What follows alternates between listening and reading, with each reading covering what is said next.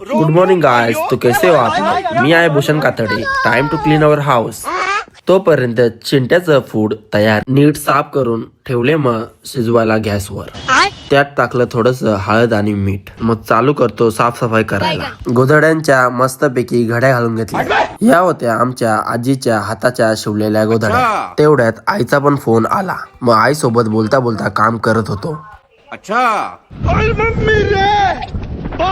कपडे पण कबोर्ड मध्ये ठेवून दिले. सिस्टम पार देंगे. नाव सोफा टाइम गाइज. मग सोफा पण नीट झटकून घेतला. पायाला पण घाण चिपकली होती, ती पण साफ करून घेतली. घेतली ना मग तलवार न लागलो कामाला. कोण नाहीये तर मस्तपैकी साफ सुथरा आणि स्वच्छ घर करून टाकतो. खूप घाण आहे घरात. तुम्ही विचार करत असतील एवढी घाण कशी? मी आहे ना इथे, मी सांगतो तुम्हाला. तो भूषण आहे ना, खूप घाणेरडा आहे. घरात जर कोण नसेल ना, ऍज एक्झाम्पल 4-5 दिवसासाठी घरचे गावी गेले असतील ना, मग तो भूषण म्हणजे मी डायरेक्ट 4 किंवा 5th डेला साफसफाई करेल.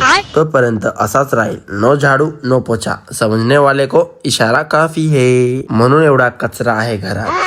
काम साफ करो तो एक ही बार, भूषण भाई का स्लोगन है. Now kitchen time baby.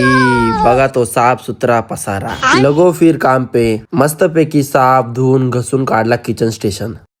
फिर बेसिन की बारी मेरे भाई. ये कहाँ फंस गया भाई मैं? कैमरामैन जल्दी फोकस करो. बहुत थक गया था तुम्हारा भाई. चिंटैज food is also ready bro. काम करने से ऐसी बॉडी होती है. देखो मेरे भाई लोग. अच्छा, चला मग खाऊ द्या चिंट्याला त्याचं चिकन लेग पीस. आपण भेटूया लवकरच नेक्स्ट ब्लॉग मध्ये. साफसफाई आवडली असेल तर लाईक, सबस्क्राईब आणि कमेंट करणं विसरू नका.